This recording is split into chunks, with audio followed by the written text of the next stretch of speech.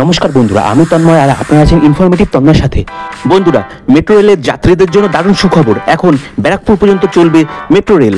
বন্ধুরা, সরছে বিটি রোডের পাইপ। ব্যারাকপুর বরানগর মেট্রো রুটে তৈরি হবে 10টি স্টেশন। হ্যাঁ বন্ধুরা, আপনারা ঠিক শুনছেন, এখন ব্যারাকপুর পর্যন্ত আমাদের মেট্রো রেল এগোবে। পুরো বিষয়টা জানার জন্য প্রথম থেকে শেষ পর্যন্ত এই প্রতিবেদনটা দেখার অনুরোধ রইল। বন্ধুরা, ব্যারাকপুর থেকে বরানগর পর্যন্ত মেট্রো রেলের সম্প্রসারণে হাত লাগালো মেট্রো কর্তৃপক্ষ। ব্যারাকপুরবাসীর ভোটে জয়যুক্ত হয়ে ব্যারাকপুর থেকে কল্যাণী পর্যন্ত মেট্রো রেল চালু করার প্রতিশ্রুতি দিয়েছিলেন তৃণমূল সাংসদ পার্থ ভৌমিক।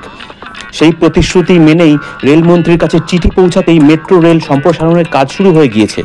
সূত্রের খবর, ব্যারাকপুর পর্যন্ত মেট্রো লাইন সম্প্রসারণের কাজ ডানলপ মোড় পর্যন্ত এসে পৌঁছেছে।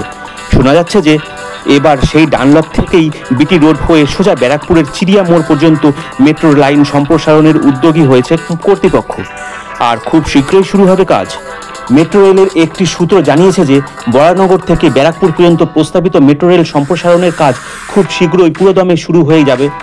জানা যাচ্ছে যে প্রায় 13 কিলোমিটার দূরত্বের এই পথে তৈরি হবে 10খানি মেট্রো স্টেশন। সূত্র বলছে যে ব্যারাকপুর পর্যন্ত প্রস্তাবিত এই রুটটি বরানগর থেকে শুরু হয়ে ডানলপ মোড়ে ইন্টারচেঞ্জ করার পর প্রথম কামারহাটি, তারপর আগরপাড়া, সোদপুর, পানিহাটি, সুভাষনগর, খড়দহ, টাটাগেট, টিটাগড় এবং তালপুকুরের পর ব্যারাকপুরে গিয়ে শেষ হবে। আরও শোনা যাচ্ছে যে রেলের এই প্রস্তাবিত রুটে কমপক্ষে 10টি স্টেশন রাখবে মেট্রো। তবে মেট্রোর এই পরিকল্পনাকে সামনে এনে ব্যারাকপুরের বেশ কয়েকজন স্থানীয় বাসিন্দারা অভিযোগ করেছে যে এর আগেও একবার ব্যারাকপুর পর্যন্ত মেট্রো সম্প্রসারণের উদ্যোগ নেওয়া হয়েছিল, তবে শেষ পর্যন্ত তা বাস্তবায়িত আর হয়নি। হয়তো এবারেও সেই একই রকম দিন দেখতে হতে পারে তাদেরকে। বেশ কয়েক মাস আগে ব্যারাকপুর পর্যন্ত মেট্রো রেল সম্প্রসারণের ক্ষেত্রে ব্রিটিশ আমলে তৈরি বিটি রোডের পাইপলাইন বাধা হয়ে দাঁড়িয়েছিল। জানা যায় যে ব্রিটিশ আমলে পলতার গঙ্গা থেকে জল তুলে শোধন করার পর সেই জল টালা ট্যাঙ্কে নিয়ে যাওয়ার জন্য বিটি রোডের তলা থেকে পাইপলাইন বসানো হয়। বর্তমানে বিটি রোডের নিচ থেকে মোট 6টি পাইপলাইন দিয়ে শহরের বিভিন্ন অঞ্চলে জল সরবরাহ করা হয়। কলকাতার বিস্তীর্ণ এলাকায় বিটি রোডের তলা থেকে যাওয়া এই পাইপ দিয়েই জল সরবরাহের কাজ সম্পন্ন হয়। তবে ব্যারাকপুর পর্যন্ত মেট্রো লাইন সম্প্রসারণের জন্য বিটি রোডের রাস্তা খুঁড়তেই হবে, যার ফলে মাটির নিচ থেকে যাওয়া পাইপলাইন ক্ষতিগ্রস্ত হওয়ার আশঙ্কা রয়েছে। ফলত কলকাতার বিস্তীর্ণ এলাকায় পানীয় জলের সংকট দেখা দিতে পারে। আর এই আশঙ্কাকে সামনে রেখেই থমকে গিয়েছিল ব্যারাকপুর পর্যন্ত মেট্রো লাইন সম্প্রসারণের কাজ। তবে বর্তমানে মেট্রো কর্তৃপক্ষের তরফ থেকে জানানো হয়েছে যে বিটি রোডের নিচ থেকে যাওয়া পাইপলাইন এতদিন ব্যারাকপুর পর্যন্ত মেট্রো লাইন সম্প্রসারণের পথে বাধা হয়েছিল। তবে এবার সেই চিন্তা দূর হতে চলেছে। মূলত অত্যাধুনিক প্রযুক্তির সহায়তায় কিভাবে ভূগর্ভস্থ জলের পাইপ ও জল সরবরাহ অক্ষুণ্ণ রেখেই পুরোদমে মেট্রো লাইন সম্প্রসারণের কাজ শুরু করা যায়, সেই দিকেই নজর রয়েছে এখন মেট্রো কর্তৃপক্ষের।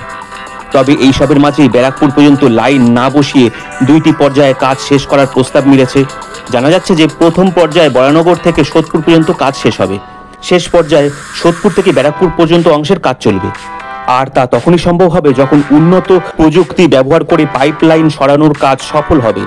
যদিও এই বিষয়ে ইতিমধ্যে আশার আলো দেখতে শুরু করেছেন ব্যারাকপুরবাসীরা। তাহলে বন্ধুরা, আজকে জানতেই পারলেন যে আগামী দিনে ব্যারাকপুর পর্যন্ত মেট্রো রেল চলতে শুরু করেছে আর তার কাজও বর্তমানে শুরু হয়ে গিয়েছে। বন্ধুরা, আজকের ভিডিওটা আপনাদের কেমন লাগলো কমেন্ট করে অবশ্যই জানাবেন। ভিডিওটা ভালো লাগলে একটা লাইক দিয়ে দেবেন। চ্যানেলে নতুন হলে চ্যানেলটা সাবস্ক্রাইব করে নিয়ে বেল আইকনটাকে অন করে দেবেন, তাহলেই আমার পরবর্তী সমস্ত ভিডিওর আপডেট আর নোটিফিকেশন চট করে আপনাদের মোবাইল স্ক্রিনে চলে আসবে। বন্ধুরা, আজকের ভিডিওটা আমি এখানেই শেষ করলাম। পরবর্তী দিনে আরও অসংখ্য এই ধরনের সুন্দর সুন্দর ভিডিও নিয়ে আপনাদের সামনে চলে আসবো। ভালো থাকবেন, সুস্থ থাকবেন। জয় হিন্দ, জয় ভারত।